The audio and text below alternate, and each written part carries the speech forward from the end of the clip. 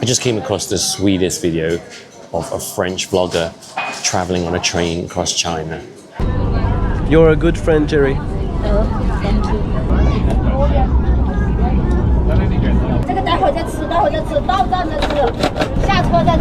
Do you like to eat baked snails? Yes, sometimes, that's true. Which car do you like? I have a friend's car. If you This actually reminds me so much of my own childhood days here in the UK in the 80s, when my brother and I used to take trains on our own all the time, traveling back and forth between home and boarding school. And in those days, train travel was very different. It was a very social affair.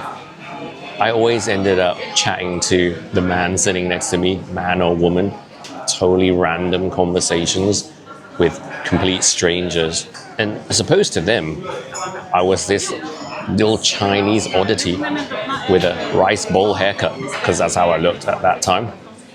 And so they were always curious about my life and my background. So that was a weird time in history, because we were among the first immigrants in the country. There weren't many of us Chinese or any other ethnic minorities.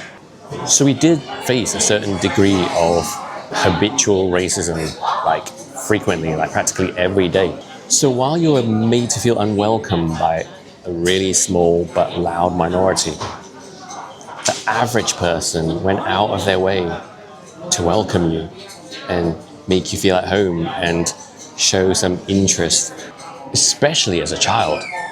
If you were a kid sat next to an adult, I'd say 9 times out of 10, they would try and strike up a conversation and get to know you, and you'd feel like you'd found a new friend.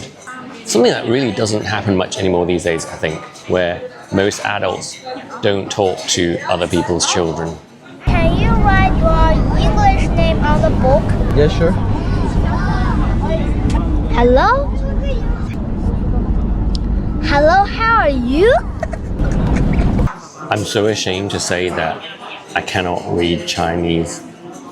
I just never learned because I left Hong Kong at the age of 3, and my parents wanted us to focus on learning English. But one of the comments here says, it's so cute that Jerry is writing a diary in the book and wrote day 7th, a French person. And that's sweet. Did you ever write a diary as a kid? I miss those days, you know, where you'd have a little notebook and your little pens and pencils and carry them around with you everywhere. It's just not the same doing things digitally, is it? And I suppose you could say that for a lot of us, social media is now our diary. But it's not though, is it? Because in fact, it's the opposite. Because this is done for the public. This is done for an audience. Whereas writing a diary is so personal, it's only for yourself. Although people air all their dirty laundry on social media, right? All that private stuff going on in their head, messed up thoughts that you shouldn't really be sharing with the general public, that would have gone into a diary. They're just putting it out there for the whole world now, aren't they? You're probably thinking you'll want to talk, right? But this stuff that you're seeing me sharing here right now is not personal. This is for you. This is like, I'm just having a conversation with you. That's pretty much how I do my social media. You're like a friend sat with me here in this coffee shop and I'm just chatting with you. I've shared many personal stories, you know, as in stories that are personal to me, but they're just anecdotes. Those are not my private life. They're just experiences. He's really you. He's searching for me? Yeah. Here's this seat. Jerry, come back. Guys, I think it's not Jerry.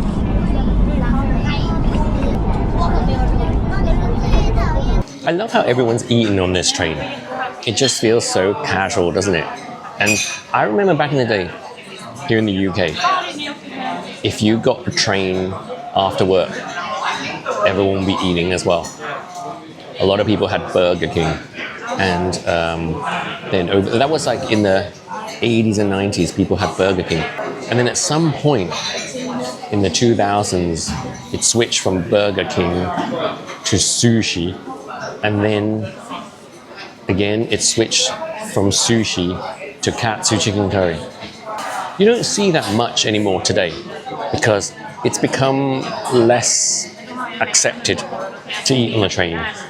It's becoming more like Asia because people don't eat on the train in East Asia, do they? It's completely unacceptable, isn't it? Except in China. China is like the outlier of all of Asia.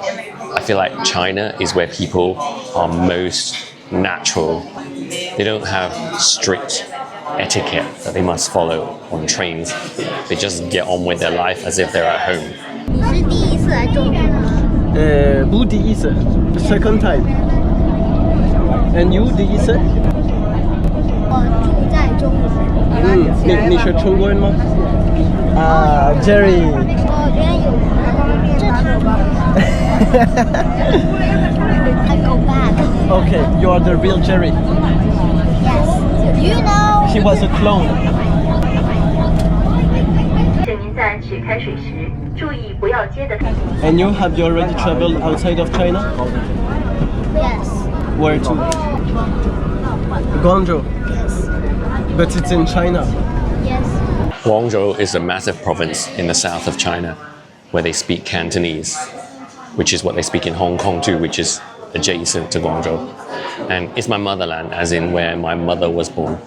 But to a lot of people from other parts of China, it is like going to another country to travel to Guangzhou. If you think about it, China is the size of Europe, I think bigger than Europe. And in Chinese language and culture, what they refer to as migrants isn't foreigners, but Chinese people who travel from other parts of the country to work in the cities. This is actually a very large proportion of society.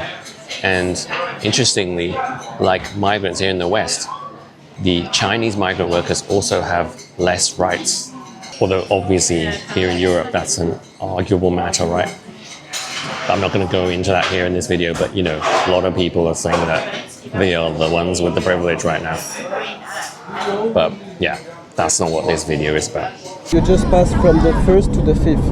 Jerry, I will not give you your license at the end of the examination. Do you have a more challenging one? Because this one is a bit easy. Whoa! Sorry, I crashed the car.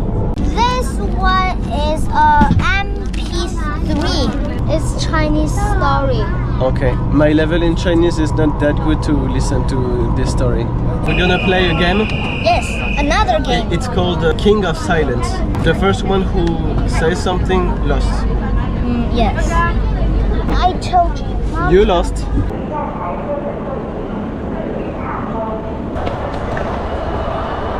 I'll go to France to see you. Me, I will go to China to see you again. Bye bye. Bye bye, Jerry. I love you, chatting. I love you. Thank you.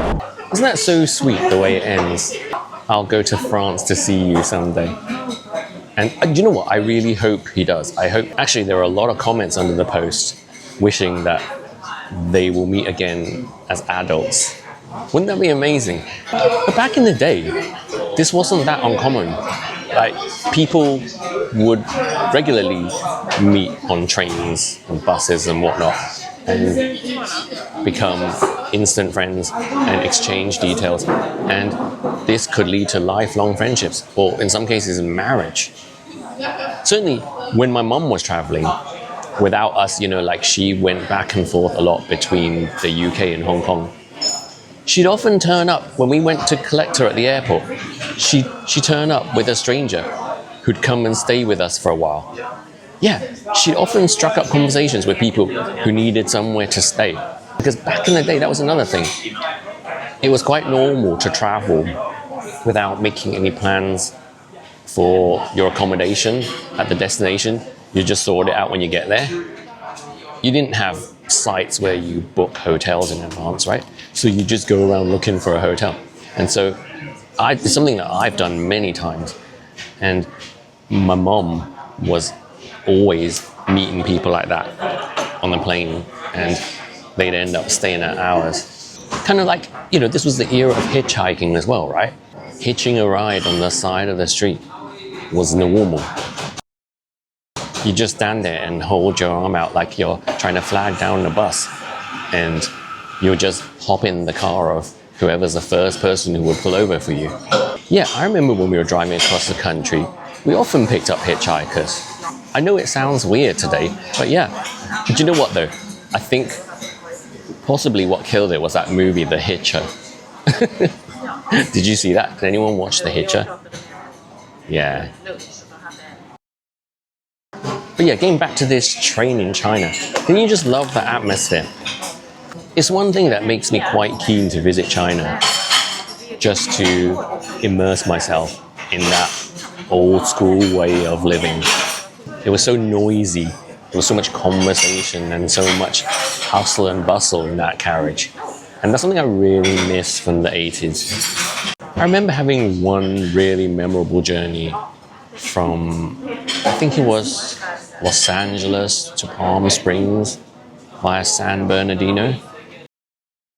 And sat across from me on the other side of the bus was a black lady who was a grandmother, and she offered me some fried chicken leg. And I just thought, nah, I can't. But she insisted, and so I had it, and it was so good. And it turns out she made enough for the entire Greyhound bus and passed it all around. It was such a wonderful bonding experience. And that chicken leg was good. I would say fried chicken is one thing that Orientals and black people have in common. We all do good fried chicken. And that was way back in the 90s. I haven't had many other experiences like that since.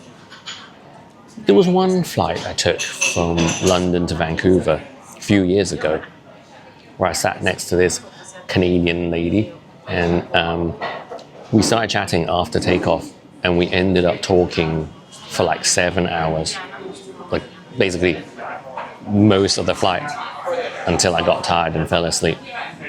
But we had some really interesting conversation, and we saw eye to eye on a lot of things. All the conspiracies came out.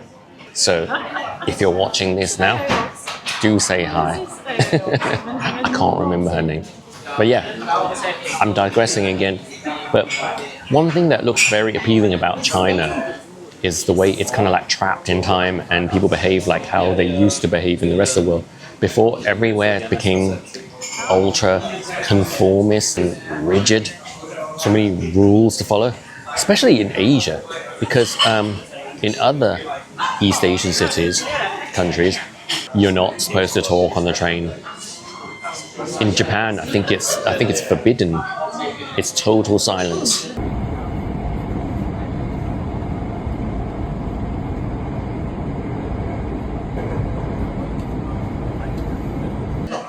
And in Singapore, I think it's forbidden in parts.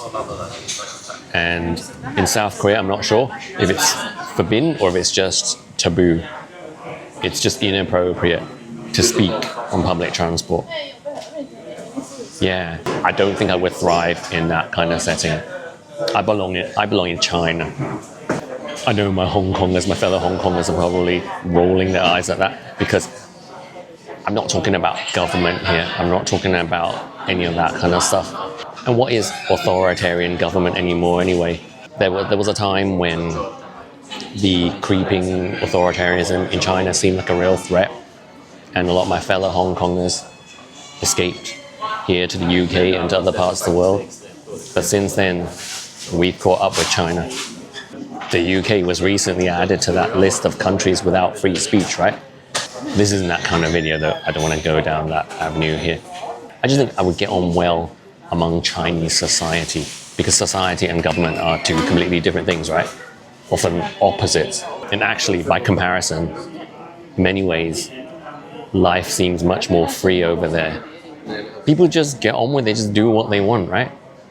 So, what do you think of all this? Do leave me your comments, and if you enjoyed this video, please do give it a like, and please share and follow, subscribe. Thank you very much.